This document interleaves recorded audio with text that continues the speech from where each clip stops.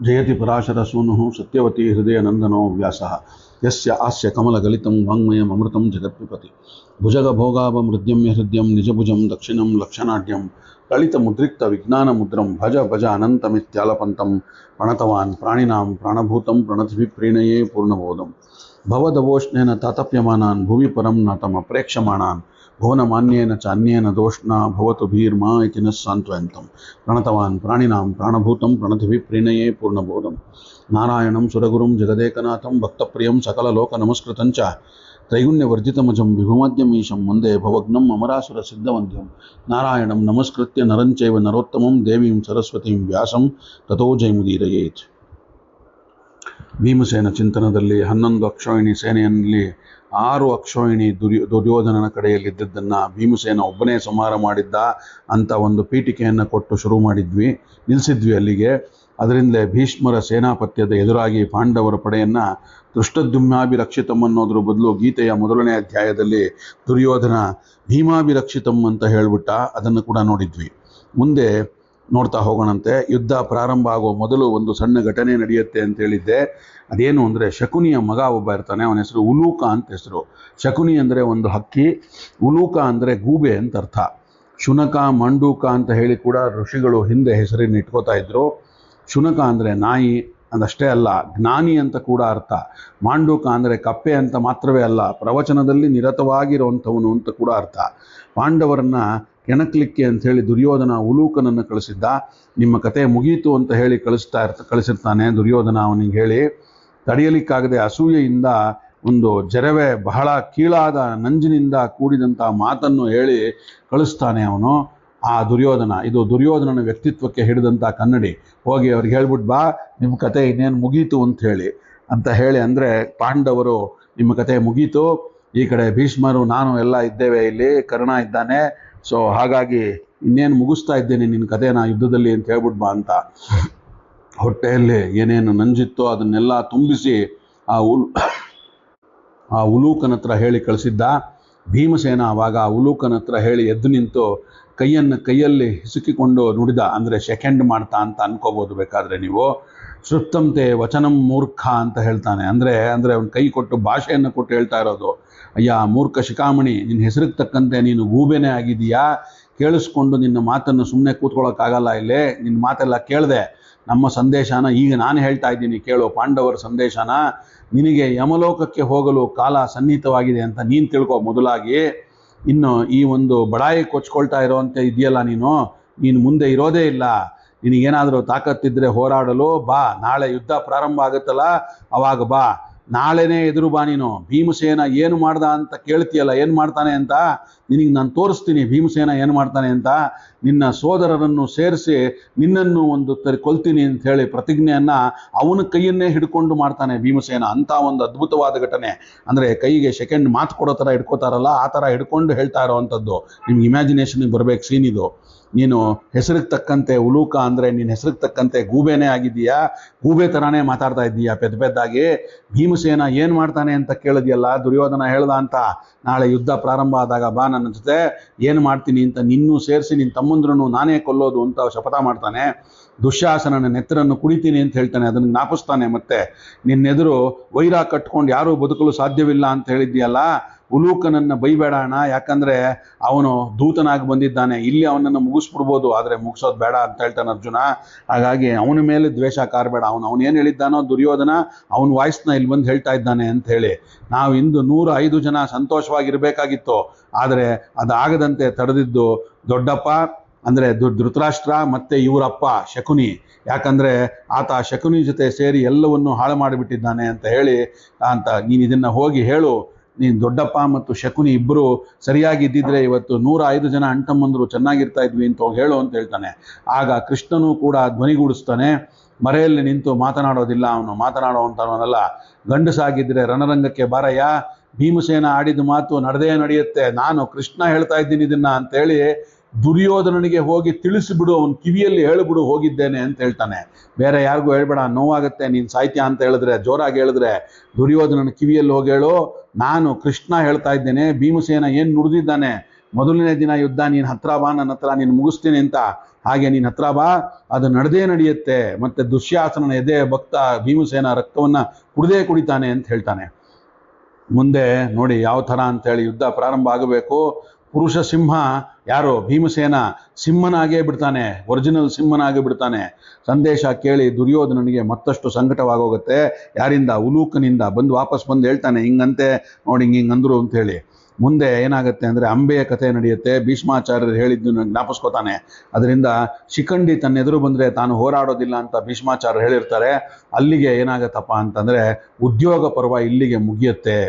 ಭೀಷ್ಮ ದ್ರೋಣಗಳ ಮುಂದೆ ರಥವನ್ನು ನಿಲ್ಲಿಸಿದಾಗ ಅರ್ಜುನ ತಾನು ಯುದ್ಧ ಮಾಡೋಕ್ಕಾಗೋದಿಲ್ಲ ಅಂಥೇಳಿ ಆವಾಗ ಕೃಷ್ಣನ ಹತ್ರ ಮಂಡಿಯೂರಿಗೆ ಬೇಡ್ಕೊಂಡಾಗ ಜ್ಞಾಪಿಸ್ಕೋಬೇಕು. ನಾವು ಗೀತೆಯನ್ನು ನೋಡ್ತಾ ಇದ್ದೇವೆ ಈಗ ಸುಮಾರು 1 ವರ್ಷಗಳಿಂದ. ಅದೇ ಗೀತೆಯಲ್ಲಿ 1ನೇ ಅಧ್ಯಾಯದಲ್ಲಿ ಅರ್ಜುನ ವಿಷಾದ ಯೋಗವನ್ನು ನೋಡ್ತಾ ಇದ್ದಂಥದ್ದು. ನನಗೆ ಆಗ್ತಾ ಇಲ್ಲ ಯುದ್ಧ ಮಾಡೋಕ್ಕೆ, ಕೈಯಿಂದ ಗಾಂಡೀವ ಜಾರ್ತಾ ಇದೆ ಅಂತ ಹೇಳಿದ್ದೆಲ್ಲ ನೋಡಿದ್ದೇವೆ ನಾವು. ಹಾಗೆ ಹೇಳಿದಾಗ ಕೃಷ್ಣ ಅರ್ಜುನನಿಗೆ ಭಗವದ್ಗೀತೆಯನ್ನು ಬೋಧನೆ ಮಾಡ್ತಾನೆ.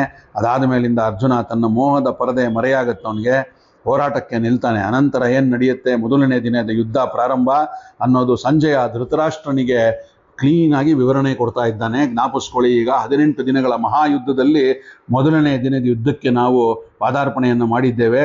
ಅಲ್ಲೇ ಕುರುಕ್ಷೇತ್ರದಲ್ಲೇ ಇದ್ದು ಬಿಡಬೇಕು ನೀವು, ನಿಮ್ಮ ಕಣ್ಮುಂದೆ ಯುದ್ಧ ನಡೀತಾ ಇರಬೇಕು. ಹಾಗೆ ನೀವು ಇದನ್ನು ಅನುಸಂಧಾನ ಮಾಡಿದ್ರೆ ಭಾಳ ಅದ್ಭುತವಾಗಿ ಇದು ಅರ್ಥವಾಗುತ್ತೆ. ಭೀಷ್ಮಾಚಾರ್ಯರನ್ನು ಮುಂದಿಟ್ಟುಕೊಂಡು ತನ್ನ 11 ಅಕ್ಷೋಹಿಣಿ ಸೈನ್ಯವನ್ನು ದುರ್ಯೋಧನ ಯುದ್ಧಕ್ಕೆ ಸಿದ್ಧಗೊಳಿಸಿದ್ದಾನೆ. 11 ಅಕ್ಷೋಹಿಣಿ ಸೇನೆ ಒಟ್ಟಿಗೆ ಬಂದದ್ದಲ್ಲ, ಎಲ್ಲರೂ ತಪ್ಪು ತಿಳ್ಕೊಂಡಿದ್ದಾರೆ. ಅಲ್ಲಷ್ಟು ಜಾಗ ಇರಲ್ಲ, ಹೆಂಗೆ ಸೇರಿಬಿಟ್ರು ಅಂತ.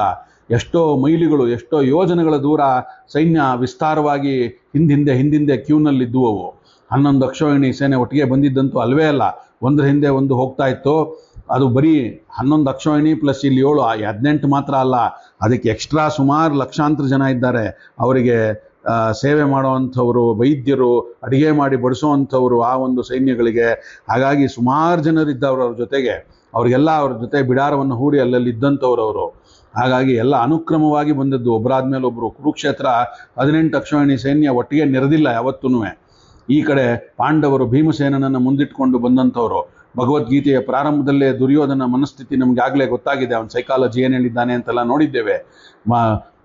ಒಂದು ಮೈ ನವಿರೇಳಿಸುವಂಥ ಸದ್ದು ಪ್ರಾರಂಭ ಆಗತ್ತೆ. ಯಾಕೆ ಅಂದರೆ ನಿಜವಾದ ಪುರುಷ ಸಿಂಹ ನಿಜವಾದ ಸಿಂಹನೇ ಆಗಿಬಿಡ್ತಾನೆ ಅಂತ ಹೇಳಿದ್ನಲ್ಲ, ಅದೇನೇವೆ ಯಾವುದದು ಅಂತಂದರೆ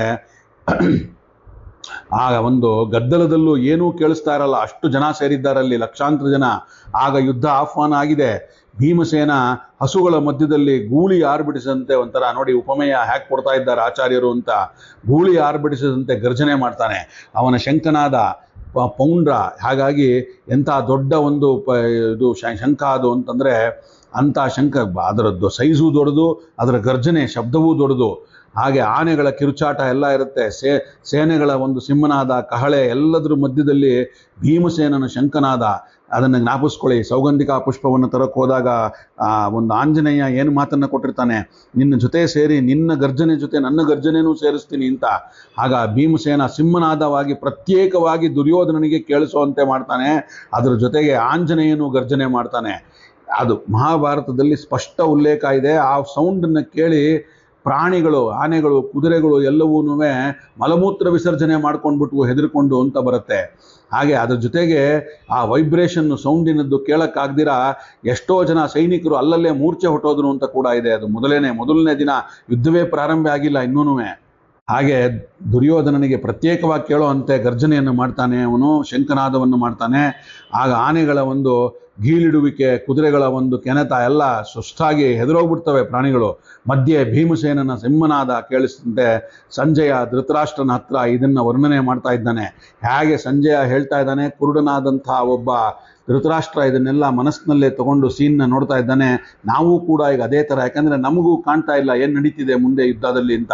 ಈ ಒಂದು ವಿವರಣೆಯ ಮೂಲಕವೇ ನಾವು ಇಮ್ಯಾಜಿನೇಷನ್ನಲ್ಲೇ ಈ ಸೀನ್ಗಳನ್ನು ನೋಡಬೇಕು. ಹೇಗೆ ಸಂಜಯ ಹೇಳ್ತಿರೋದನ್ನು ಕೇಳಿಸ್ಕೊಂಡು ಎಲ್ಲ scene by scene Dhritarashtra imagine ಮಾಡ್ಕೋತಾ ಇದ್ನೋ, ನಾವು ಈಗ ಆ ಥರನೇ ಈ ಒಂದು ವಿವರಣೆಯನ್ನು ಕೇಳಿಸ್ಕೊಂಡು ಕುರುಕ್ಷೇತ್ರಕ್ಕೆ ಹೋಗೋಣ ನಾವು 1ನೇ ದಿನ ಯುದ್ಧವನ್ನು ನೋಡೋದಕ್ಕೆ ಅಂತ ಹೇಳ್ತಾ, ಈ ಎಲ್ಲ ಪ್ರಾಣಿಗಳು ಮಲಮೂರ್ತನ ವಿಚಾರಣೆ ಮಾಡಿಕೊಂಡು ಅಂತ ನೋಡ್ದಂಗೆ ಆನೆಯೂ ಸಹ ಸಿಂಹದ ಗರ್ಜನೆಗೆ ಹೆದರು ಬಿಡುತ್ತೆ. ಹಾಗೆ ಎಲ್ಲವೂ ಹೆದರೋಯ್ತು ಅಂತ ತತ್ತರಿಸೋದ್ರು ಸೈನಿಕರು ಅಂತ ಹೇಳ್ತಾರೆ. ಮೊದಲನೇ ದಿನ ಭೀಮಸೇನಿಗೂ ದುರ್ಯೋಧನನಿಗೂ ಯುದ್ಧವಾಗುತ್ತೆ, ಎತ್ಕೋತಾನೇವೆ. ಅಲ್ಲಿ ಸಮಸ್ತರು ನೋಡಿ ವಿಸ್ಮಿತರಾದರಂತೆ. ದುರ್ಯೋಧನ ಇನ್ನೇನು ಸೋಲುವ ಸ್ಥಿತಿ ಬಂದುಬಿಟ್ಟಿತ್ತು. ಆಗ ಭೀಷ್ಮಾಚಾರ್ಯರು ಬಂದು ಭೀಮನ ರಥದ ಧ್ವಜವನ್ನ ಕತ್ತರಿಸ್ತಾರೆ. ಅಲ್ಲಿಂದ ಭೀಷ್ಮಾಚಾರ್ಯರಿಗೂ ಭೀಮನಿಗೂ ಸ್ವಲ್ಪ ಯುದ್ಧವಾಗುತ್ತೆ. ಮೊದಲನೇ ದಿನ ಪಾಂಡವರು ಮುಂಚೂಣಿಯಲ್ಲಿ ವಿರಾಟನ ಸೇನೆ ನಿಂತಿರುವಂಥದ್ದು. ಸ್ಟಾರ್ಟಿಂಗ್ ಅಲ್ಲಿ ಕುರುಕ್ಷೇತ್ರದಲ್ಲಿ ನಿಂತಿರುವಂಥದ್ದು ವಿರಾಟನ ಸೇನೆ, ಮೊದಲನೇ ಅಕ್ಷೋಹಿಣಿ. ಅವನ 3 ಜನ ಮಕ್ಕಳಲ್ಲಿ ಮೊದಲ ದಿನ ಸಾಯಂಕಾಲ ಸೂರ್ಯಾಸ್ತ ಆಗುವ ತನಕ ಒಂದು ಉತ್ತರ ಶ್ವೇತರನ್ನ ವಿರಾಟ ಕಳೆದುಕೊಳ್ತಾನೆ. 2 ಮಕ್ಕಳನ್ನ ಕಳ್ಕೊಳ್ತಾನೆ. ಕೌರವರ ಸೇನೆಯಲ್ಲಿ ಮಹಾ ಒಂದು ದುರಂತವೇನೋ ಸಂಭವಿಸೋದಿಲ್ಲ ಮೊದಲನೇ ದಿನ. ಯಾಕಂದ್ರೆ ಭೀಷ್ಮಾಚಾರ್ಯರು ರಕ್ಷಣೆ ಮಾಡಿಬಿಟ್ಟಿದ್ದಾರೆ ಆಲ್ರೆಡಿ. ಹಂಗಿಸಿದ್ದಾನೆ ದುರ್ಯೋಧನ ಭೀಷ್ಮಾಚಾರ್ಯರನ್ನ, ನಿಮಗೆ ವಯಸ್ಸಾಗಿದೆ, ನೀವು ಪಕ್ಷಪಾತಿಗಳಾಗಿದ್ದೀರಾ, ಸ್ವಲ್ಪ ನೋಡ್ಕೊಂಡು ಯುದ್ಧ ಮಾಡಿ ಅಂತ ಹೇಳಿ ಅದನ್ನೇ ಹೋಗಿ ಅಣಗಿಸ್ತಾನೆ ದ್ರೋಣಾಚಾರ್ಯ ಹತ್ರ. ನೋಡಿ, ನಿಮ್ಮ ಸ್ನೇಹಿತರು ಸ್ವಲ್ಪ ವಯಸ್ಸಾದವ್ರು, ಮುದುಕರು, ಅರಳೋ ಮರಳೋ ಅನ್ನೋ ಟೈಮು, ಸರಿಯಾಗಿ ಯುದ್ಧ ಮಾಡಕ್ಕೆ ಹೇಳಿ ಅಂತ ದ್ರೋಣಾಚಾರ್ಯರಿಗೆ ಭೀಷ್ಮಾಚಾರ್ಯರ ಬಗ್ಗೆ ಭೀಷ್ಮಾಚಾರ್ಯರಿಗೆ ಕೇಳೋ ಅಂತ ಹೇಳ್ತಾನೆ, ಅವಮಾನ ಆಗೋ ಥರ. ಅದರಿಂದ ಸ್ವಲ್ಪ ರೊಚ್ಚಿಗಿದ್ದಿರ್ತಾರೆ ಭೀಷ್ಮಾಚಾರ್ಯರು, ಎಲ್ಲರನ್ನೂ ಕಾಪಾಡ್ತಾರೆ ಅವರು. ಆ ಮೊದಲನೇ ದಿನ ಹೆಚ್ಚಾಗಿ ಏನು ಅಂಥ ಒಂದು ದುರ್ಘಟನೆಗಳು ದುರ್ಯೋಧನನ ಸೈನ್ಯದಲ್ಲಿ ಸಂಭವ ಆಗೋದಿಲ್ಲ, ಕೌರವರ ಸೈನ್ಯದಲ್ಲಿ. ಆದರೆ ವಿರಾಟನ 2 ಮಕ್ಕಳುಗಳು ಮಾತ್ರ ಕಳ್ಕೊತಾರೆ, ಮುಖ್ಯವಾದಂಥವರು.